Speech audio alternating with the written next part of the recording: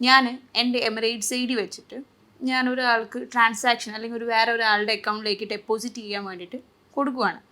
ഈ ഡെപ്പോസിറ്റിൻ്റെ ഭാഗമായിട്ട് അതൊരു ഇല്ലീഗൽ ട്രാൻസാക്ഷൻ ആണെന്ന് ഞാൻ അറിഞ്ഞത് പിന്നീടാണ്. അങ്ങനെ ഒരു സിറ്റുവേഷനിൽ ഞാൻ പെടുവാണെന്നുണ്ടെങ്കിൽ എനിക്ക് എന്താണ് ചെയ്യാനാവുക?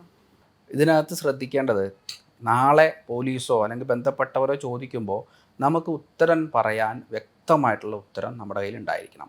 അപ്പോൾ മറ്റൊരാൾക്ക് വേണ്ടി നിങ്ങളുടെ റൂമിലുള്ള ഒരു വ്യക്തിയോ അതല്ലെങ്കിൽ നിങ്ങളൊരു ATM സെൻറ്ററിൻ്റെ മുമ്പിൽ നിൽക്കുമ്പോൾ അങ്ങനെ ഒരു വ്യക്തി എനിക്ക് എമിറേറ്റ്സ് ഐ ഡി ഇല്ല, അതുകൊണ്ട് എന്നെ ഈ ഡെപ്പോസിറ്റ് ചെയ്യാൻ വേണ്ടി സഹായിക്കണം, അങ്ങനെയൊക്കെ പറഞ്ഞ പ്രൂഫുകളുണ്ടെങ്കിൽ, ആ ട്രാൻസാക്ഷൻ ഒന്ന് മാത്രമാണെങ്കിൽ തീർച്ചയായിട്ടും നമുക്ക് നമ്മുടെ ഭാഗം പ്രൂവ് ചെയ്യാനായിട്ട് കഴിയും.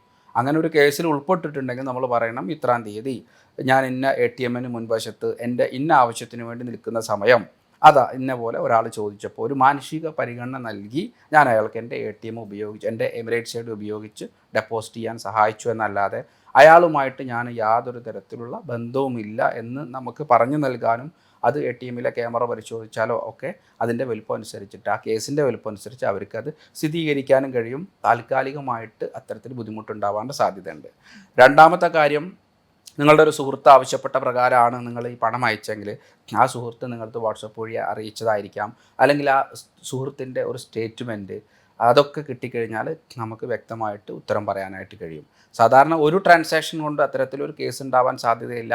എന്നിരുന്നാലും വളരെയധികം ശ്രദ്ധിക്കുക. നമ്മുടെ എമിറേറ്റ്സ് ഐ ഡി കൊടുത്ത് മറ്റൊരു അക്കൗണ്ടിലേക്ക് നമ്മൾ പണം ഇടുമ്പോൾ നമുക്ക് വ്യക്തമായ ബന്ധമില്ലാത്ത ആളുകളിലേക്ക് പണം ട്രാൻസ്ഫർ ചെയ്യുമ്പോൾ ഇപ്പോൾ വളരെയധികം ശ്രദ്ധിക്കേണ്ടതുണ്ട് എന്നാണ് നമ്മൾ മനസ്സിലാക്കേണ്ടത്.